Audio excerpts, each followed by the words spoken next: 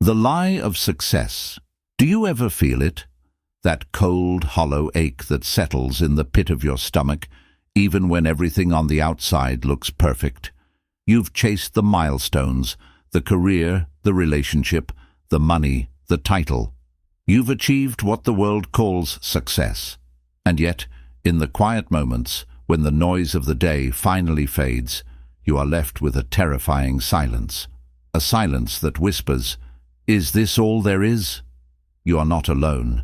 In fact, you are in the company of the most powerful man who ever lived.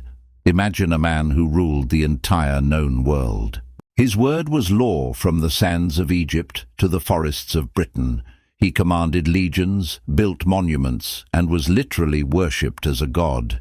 This was Marcus Aurelius, the Roman emperor, the philosopher king. He had everything you think you want: absolute power, absolute wealth, absolute security. And yet, his private diary, the Meditations, reveals a man struggling with a profound, almost crippling inner turmoil. He was a king who feared his own mind more than any barbarian horde. He was the master of the world, but a slave to his own anxiety. This is the brutal, uncomfortable truth we need to face. Success is a distraction, not a cure. And the peace you seek is not found in the acquisition of power, but in the terrifying act of surrender. The Emperor's Prison. Marcus Aurelius was not writing a philosophical treatise for the ages. He was writing a survival guide for himself. His empire was constantly under siege: plagues, wars, political betrayals. But the true battleground was always within. He writes, "The things you think about determine the quality of your mind. Your soul takes the color of your thoughts." Think about that. The most powerful man on earth, and his greatest concern was the color of his own soul. He understood a fundamental psychological truth that we ignore today. Your mind is your prison, and your thoughts are the bars. We spend our lives trying to control the outside world, our reputation, our income, our partner's behavior. We are driven by the desperate, unconscious belief that if we can just arrange the external world perfectly, we will finally feel safe. But Marcus Aurelius, standing at the apex of external control, knew this was a lie. He had the world, and he was miserable. This is the first and most painful Stoic lesson. You have power over your mind, not outside events. The dichotomy of control, a Nietzschean twist.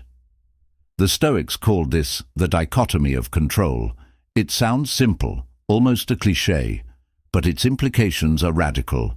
We are terrified of things we cannot control: death, loss, the opinions of others. And in our fear, we try to force control. We become anxious, obsessive, and controlling in our relationships. We are trying to build a fortress out of sand. The philosopher Friedrich Nietzsche spoke of the amor fati, the love of one's fate. He saw the ultimate act of strength not in fighting the inevitable, but in willing it. Marcus Aurelius was practicing amor fati centuries before Nietzsche named it. He wasn't saying, be passive. He was saying, be precise.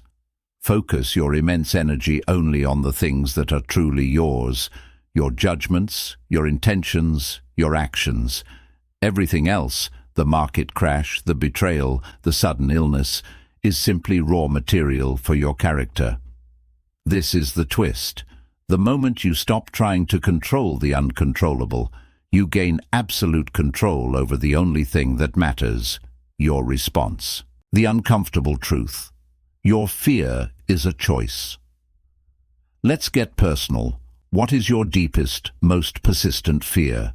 Is it failure? Is it rejection? Is it the fear of being truly seen? Marcus Aurelius would look at that fear and say, that is not a fact, that is a judgment.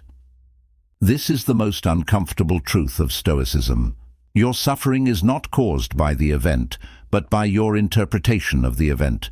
Imagine you are publicly criticized. The event is the word spoken. The suffering is your judgment. This criticism means I am a failure and I am unlovable. The Stoic practice is to separate the event from the judgment. Epictetus, the former slave who influenced Marcus, taught that we are disturbed not by things, but by the views we take of them. This is where the power lies. If your fear is a choice of judgment, then you can choose to see the criticism not as a verdict on your worth, but as information to be processed or simply discarded. The fear dissolves because you have removed its fuel, your agreement with the negative judgment. The Bonhoeffer insight: action in the face of chaos. But what about action? If we accept fate, do we become passive? Absolutely not. The theologian Dietrich Bonhoeffer, writing from a Nazi prison, spoke of the difference between cheap grace and costly grace. Cheap grace is acceptance without action. Costly grace is the commitment to action despite the chaos, despite the fear. Marcus Aurelius was the ultimate man of action. He spent years on the battlefield, fighting the Marcomannic Wars. He didn't retreat to his palace to meditate. He wrote his philosophy in a military tent, surrounded by mud, blood, and death. His peace was not the absence of chaos, it was the presence of virtue within the chaos. He defined his duty, his logos, as serving the whole. He writes, "What is bad for the hive is bad for the bee." Your duty is not to your comfort, but to your community, to your character, to the rational order of the universe. The true Stoic acts not for the outcome, but because the action itself is right. The Machiavellian mirror: power and virtue.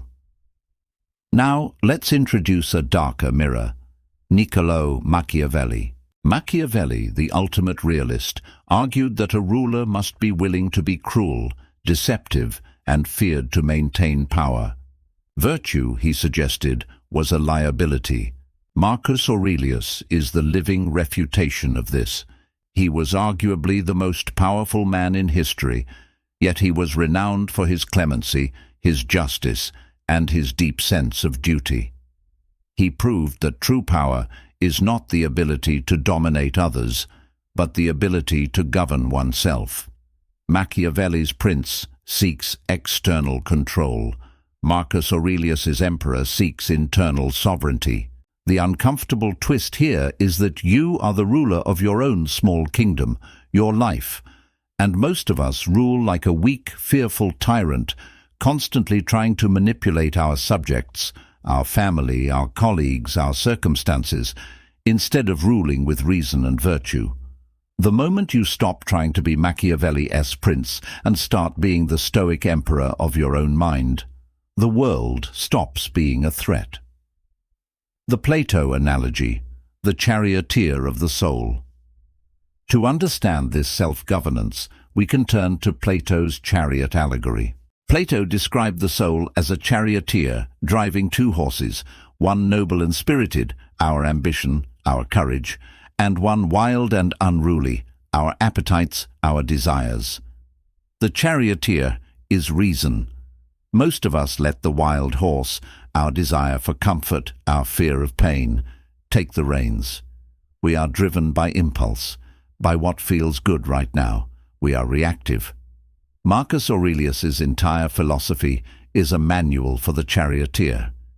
It is the practice of pausing between the stimulus and the response. That pause is the space where your freedom lives. When anger flares, the wild horse bolts. The Stoic charioteer pulls back on the reins of reason and asks, "Is this necessary? Is this useful? Is this within my control?" In that single moment of rational pause, you reclaim your sovereignty. You transform from a passenger on a runaway chariot to the master of your own direction. The modern plague: the fear of missing out, FOMO. Let's bring this ancient wisdom into the 21st century. Our modern plague is not a physical one, but a psychological one: the fear of missing out, FOMO. We are constantly bombarded with images of other people's curated perfection. This creates a deep, gnawing sense of inadequacy. We feel compelled to chase every opportunity, to say yes to every invitation, to consume every piece of content. We are driven by the fear that if we stop, we will fall behind. Marcus Aurelius has a simple, brutal antidote. Do only what is essential. He writes, "If you seek tranquility, do less." Not just less work, but less unnecessary thought, less unnecessary judgment, less unnecessary desire. The Stoic truth is that you are already missing out on everything that is not this moment. The peace you seek is not in the next achievement, but in the profound, radical acceptance of the present moment as the only reality you possess. When you stop chasing the phantom of the future, you finally arrive at your own life. The unexpected twist, the gift of impermanence. Here is the final, most challenging insight, the one that flips the script on conventional happiness. We are conditioned to seek permanence, a permanent job, a permanent relationship, a permanent state of happiness. But the universe, as Marcus Aurelius observed, is defined by flux and impermanence. Everything is changing, dissolving, and being reborn. He writes, "Soon you'll be ashes or a few dry bones, a name at most, and not even a name." This is not meant to be depressing. It is meant to be liberating. If everything is temporary, then your failures are temporary, your embarrassments are temporary, your pain is temporary, and yes, your success is temporary. The gift of impermanence is that it forces you to focus on the only thing that can be permanent, your character. The only thing that truly belongs to you is the quality of your will, the integrity of your choices, and the virtue of your actions right now. The lingering question, what is your duty? Marcus Aurelius, the emperor who had everything, found peace not by conquering the world, but by conquering his own mind. He found it by accepting the brutal truth that he was a tiny, temporary part of a vast, indifferent cosmos. And in that acceptance, he found his duty. What is your duty? It is not to be happy. It is not to be rich. It is to be useful. It is to be rational. It is to be kind. Your life is a brief, flickering candle in the vast darkness of time. The only meaning you will ever find is in how brightly you choose to burn while you are here.